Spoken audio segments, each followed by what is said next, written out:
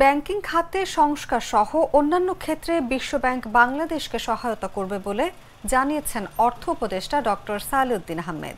আজ বৃহস্পতিবার সচিবালয়ে বিশ্বব্যাংকের দক্ষিণ এশিয়া অঞ্চলের ভাইস প্রেসিডেন্ট মার্টিন রেইজারের সঙ্গে বৈঠক শেষে তিনি একথা বলেন। তিনি বলেন, বিশ্বব্যাংকের বিভিন্ন প্রকল্প নিয়ে সংস্থাটির দক্ষিণ এশিয়া অঞ্চলের ভাইস প্রেসিডেন্ট ও তার টিমের সঙ্গে কথা বলেছে।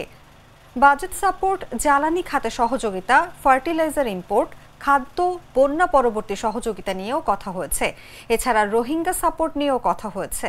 বিভিন্ন বিষয়ে আমরা যেসব প্রস্তাবনা দিয়েছি সবগুলো ব্যাপারে তারা খুবই ইতিবাচক। ব্যাংকিং সেক্টরে তারপর এক্সপোর্ট প্রমোশন এগুলো নিয়ে ওখানে ওরা এসে করবে, আমাদের এসে সাহায্য করবে। বিশেষ করে প্রাইভেট সেক্টরে যে ইনভেস্টমেন্ট বাড়ানো, ওদের ব্যবসা বাণিজ্যের সুবিধা এবং ওদের নানা রকম যদি প্রবলেম থাকে সেইগুলোর ব্যাপারে আমরা আলাপ করেছি। আমরা আমরা যে সংস্কারগুলি করছি এই ব্যাপারে তারা মন্তব্য করবে এবং আমরা সহায় করব। সকালটা রাগিয়ে জগৎটা জাগিয়ে অল টাইম চলে হেলদি লাইফ, জীবনের সাথে চলে হাই ফাইভ অল টাইম। ব্রেকফাস্টে all time healthy bread, all time healthy life.